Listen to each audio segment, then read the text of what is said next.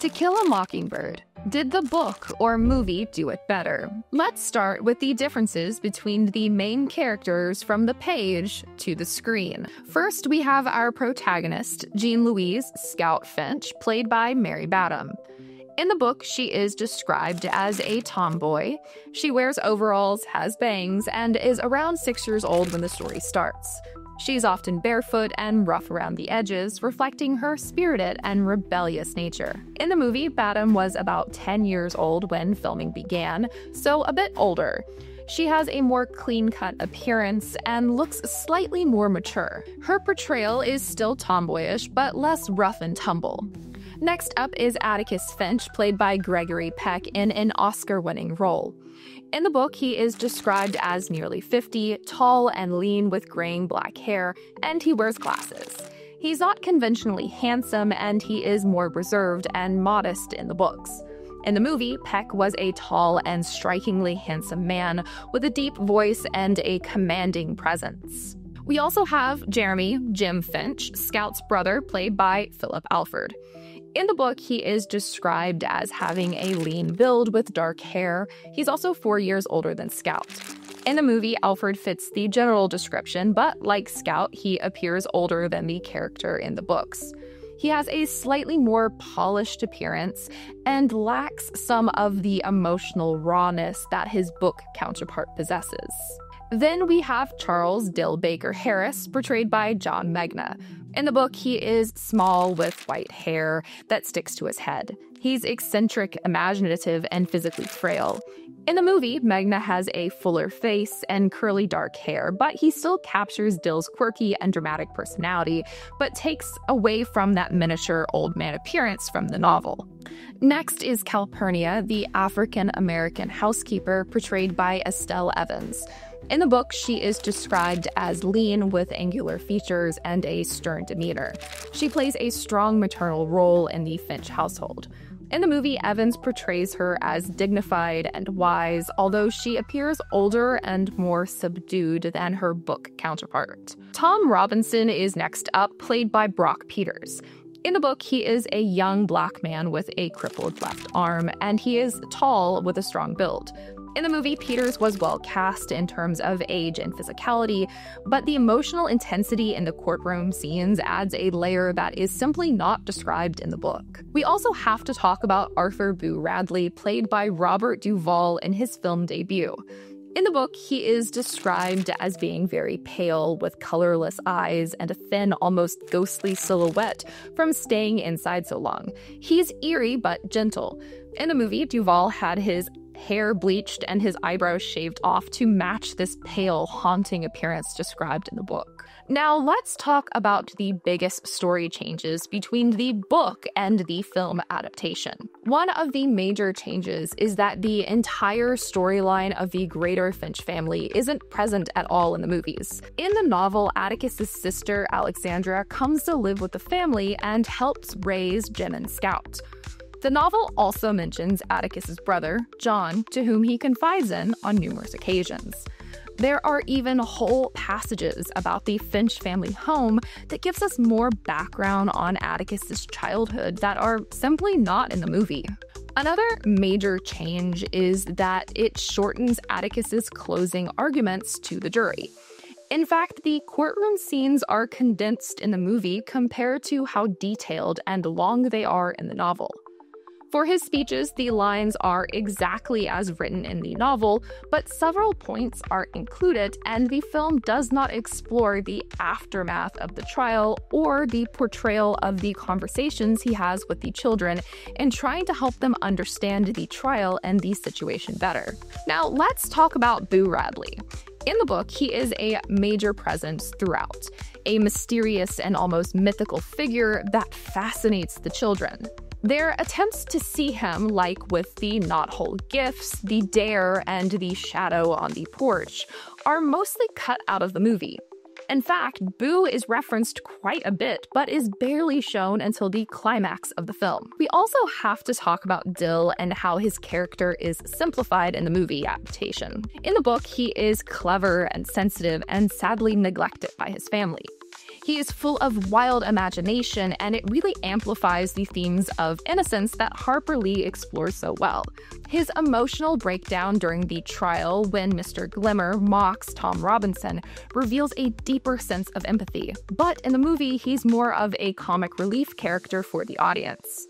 His background of being passed around by relatives is mentioned briefly, but never really explored, and his emotional breakdown in the courtroom is downplayed a lot. And speaking of downplaying, several female characters from the novel are either minimized or completely removed. My case in point, Miss Maudie, the Finch's wise and progressive neighbor who helps Scout understand her morality and the injustices of the world. In the movie, she does appear briefly, but her relationship with Scout is underdeveloped. We also have Aunt Alexandra, who I mentioned before. She's a very important character in the novel because she pushes Scout towards a ladylike behavior and tries to protect the family's reputation. But the filmmakers decided to completely remove her, and also the theme of feminine identity in the South almost completely. We also need to talk about the central plotline. In the book, the trial is important, but it doesn't happen until the second half of the book, and we see all of it through Scout's childlike perspective.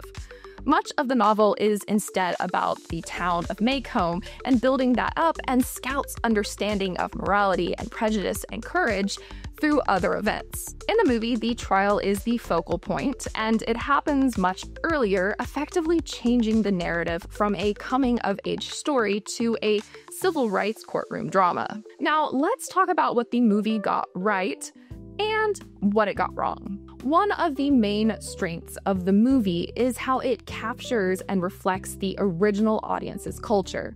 The novel was published in 1960, and the film followed soon after in 1962. The decision to shoot the film in black and white further establishes the story as a period piece and helps to amplify the themes more. For example, the film addresses the plight of African Americans, but only through the trial. Calpurnia is treated respectfully by everyone, and the children never attend her church. And on the day of the trial, we see Black and white Americans enter the courtroom together, although the Black Americans, along with Scout, Jim, and Dill, sit separately in a balcony just as they do in the book. While modern viewers may need an explanation as to why they sat like this, audiences of the time knew firsthand the challenges that African Americans faced. The idea of segregation would have been expected and understood by at least anyone viewing the film. And so, the film remains powerful to this day for capturing a dark time in our history accurately. And another major strength of the movie is how the film adapts the certain events visually that may have been more difficult to read in the novel. For example, the implied incest between Bob and Mayella Ewell is never discussed during the course of the trial in the movie. This is, of course, because in the 1960s, there were many censorship laws and guidelines on what a movie could or could not talk about. So filmmakers had to get creative if they wanted to talk about taboo subjects. In this case, the movie works around the issue by showing Bob Ewell's shady behavior in other ways.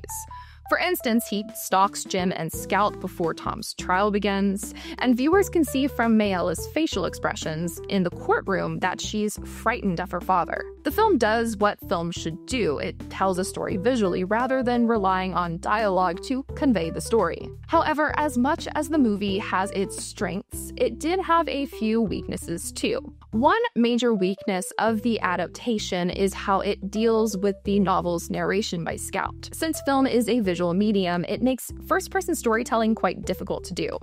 In the novel, Scout narrates the story to the reader, and if they did that in the movie, it would be a distraction. So instead, the audience notices the childlike perspective portrayed in the story, with some of the music helping to reinforce a child's point of view. And since the narration is not straightforward, the film sometimes shifts more to Jim's experiences. For example, Jim finds all the articles in the tree. He is the one who accompanies Atticus to tell Helen Robinson of her husband's death. And he is the one left alone to watch his sister. Scout remains an important character, but the film expands on her brother's role more than it is in the novel. Which brings me to another weakness of this adaptation, the shift of focus to certain plot lines. Since the film has limited time in which to tell a story, events from the novel have either been dropped or modified to fit its runtime. The movie does a good job of including every major event from the novel, but the screenplay takes place over 2 years, not 3, which means cutting small yet memorable events out of the film. For example, the children have no contact with Mrs. DeBoss, and we never see the inside of a classroom, so viewers don't get to experience moments with Miss Caroline, Miss Gates, and some of the other minor characters that round out Make Home's many layers and textures that Lee so wonderfully wrote about. Without those details, the movie adaptation loses a lot of the charm of what makes the novel such a classic. Alright, so which one wins, the book or the movie? For me, the book wins. Harper Lee's world is so rich in detail in regards to the characters and the environment that they live in. The novel has many more individual scenes that explore the character's history, which really helps for readers to relate more to the characters and to better understand the rich themes within the novel. But what do you think? Did the adaptation do the book justice, or do you prefer the original? Let me know down in the comments. I would love to know your thoughts. If you enjoyed this breakdown, don't forget to like, subscribe, and hit that bell, and I will see you next time right here on Collider.